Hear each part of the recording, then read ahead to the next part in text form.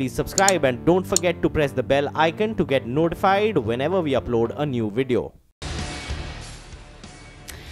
Well, day 2 in the hearing of the case against Section 377 of the Indian Penal Code, the provision that criminalises sexual activity against what is seen as the order of nature. Today, the government submitted its affidavit and, playing it safe, it has left the decision to the wisdom of the 5-judge bench. Although the centre refused to take a position on the 158-year-old law, it has cautioned the apex court against expanding the scope of Section 377 to civil rights, inheritance, marriage rights, among others. The centre has said that such an exercise will not be undertaken without wider consultations, or should not be undertaken without wider consultation. The government has also maintained that adultery must remain a punishable offence for the sanctity of marriage to be protected. Joining us now to discuss this further is Harish Iyer, equal rights activist, and Lakshmi Narayan Tripathi, also an activist. Thank you very much for joining us on the show. Harish, let me start by asking you about the position that the government has or has not in fact taken. Does it surprise you at all?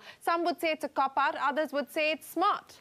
I think the government has not taken a stand, and they're not taking a decision is a decision.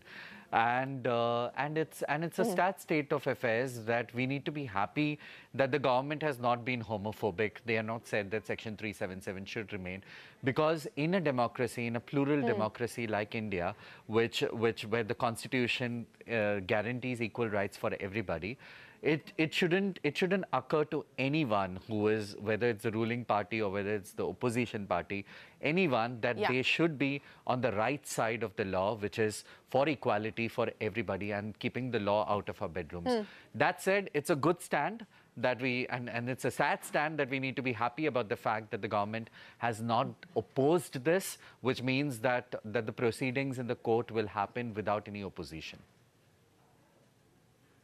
Absolutely. So proceedings will happen without the opposition of the government. This is what perhaps was also expected. But Lakshmi, let me put that question to you. Do you continue to be disappointed with the fact that the political class of this country seems still not to think that they need to take a position on this matter? They've left it to the wisdom of the apex court, but still shying away from saying that this is unacceptable in this day and age. Actually, I totally agree with what Harish Iyer has said. But at the point, I would really like to, focus that at least the political world thought the wisdom is still there with the judiciary, and even we know the wisdom is there with the judiciary. Judiciary is the only hope where I believe our rights would be protected as Indian and constitutional rights. But Lakshmi, the judiciary also, the judiciary also dealt you a very, very serious blow, and it is now the judiciary that could correct what you see as the previous wrong. The previous wrong, but in that also, if I'm allowed to remind, had said the Parliament should decide, and it's sad that the Parliament didn't decide. Today also the government didn't have the courage to stand at the right position. Morality has become so high in this country that the political world is so scared. They are mortgaged in few hands of powers, and the whole election and vote banks are one of the issues. And I believe that our community should stand together and show to the political arena also our votes do matter. And then in that fake, I don't know what will come, but I believe that hearing is going on, and the court's wisdom, of course, the court will, like Justice Deepak Mishra, Justice Chandrachud, and rest others are such high, profound judges. And I believe they will stand above morality, and they will give a very beautiful judgment. Well, you are hopeful of a beautiful judgment in your words. But Harish, let me come back to you now. Forget the fact that the government has chosen to take a clear position on this matter. Not taking a position, as you said, is also a decision on its part. But what will the implications be of a judgment that goes in favor of decriminalizing homosexuality? Will it end the kind of oppression, the kind of harassment, the fear that this community, the LGBTQ community, has had to live with? I'm quoting to you what was very, very poignant is the Council of the IIT students, the petitioners also in this matter. And the Council told the Supreme Court today, how strongly must one love to withstand being unconvicted felons under Section 377? IIT students overcome the most competitive exams. They are future rocket scientists and AI analysts, yet they are fraught with despair and depression over 377. Do you believe that if this judgment were to go in favor of the petitioners, it will end to a large extent the harassment and the cycle of fear that you've had to face? I think it's the beginning of the end. It's the beginning of the end. It's not the end for sure. It's an ongoing battle that we need to work with people. We need to have more sensitization workshops. We need to interact with more people. But it is definitely the beginning of the end. The fact that there is a law that could be seen as a homophobic law in existence, whether it has a negative effect or not, that homophobic law should not exist. So that is point one. And secondly, yes, it affects all of us, whether you are in IIT or whether you're studying in a municipality school. Yeah, I think it affects all of us, whether it is one of those eminence institutes of eminence, or whether it's your everyday school that you go to, or college that you go to. I think it affects all of us when you have Section 377 hanging on our necks. And you know, we could get axed by it any time. I mean, our private lives used to get policed. There was extortion, widespread extortion because of Section 377. You know, so I think this law has no place in a country like India, and it's a part of our culture to respect people for who they are. You know, so anyone who is standing up for Section 377 doesn't believe in Indian culture, doesn't stand for Indian culture, and they don't stand for Hinduism or any religion. Yeah, and the only religion that we need to be focused on is the Constitution of our country. That is our religion, and that's something that we all should be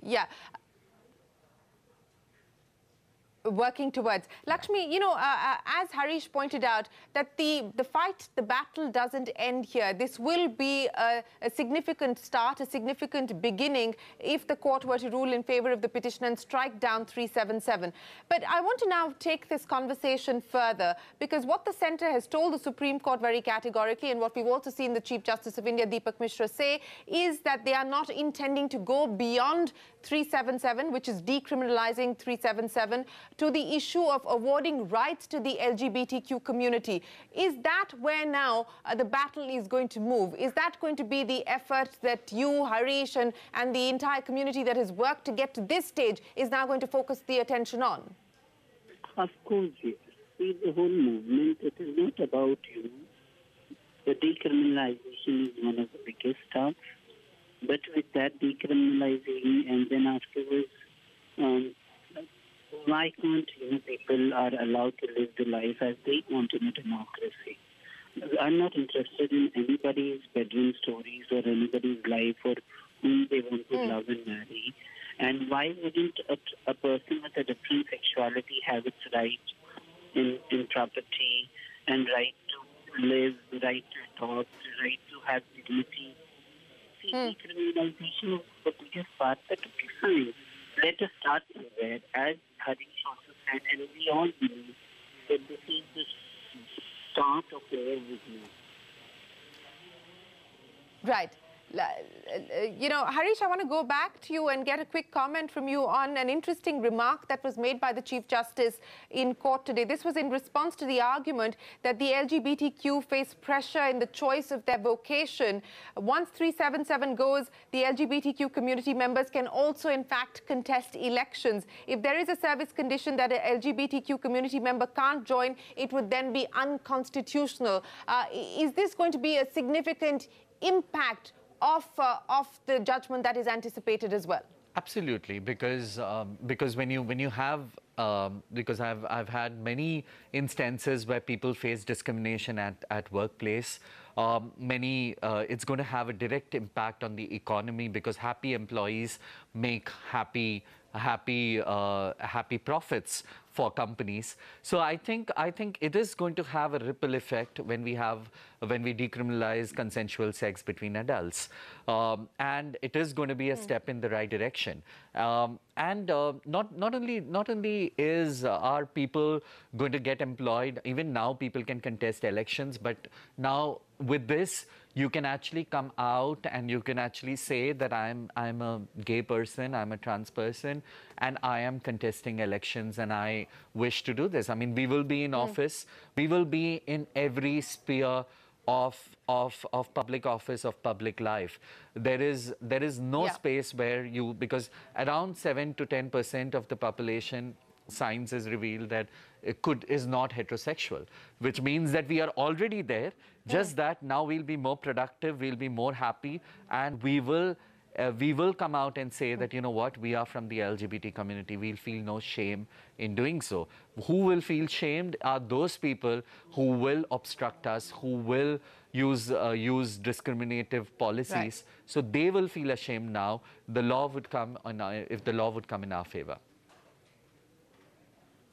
Well, Harish and Lakshmi, here's wishing you the very best of luck as we wait this landmark verdict that's expected from the Supreme Court. Day 2 of the hearings, the government saying it is in the wisdom of the court to decide on decriminalizing homosexuality. On that note, we'll take a break. There's a lot more coming up. Don't go anywhere.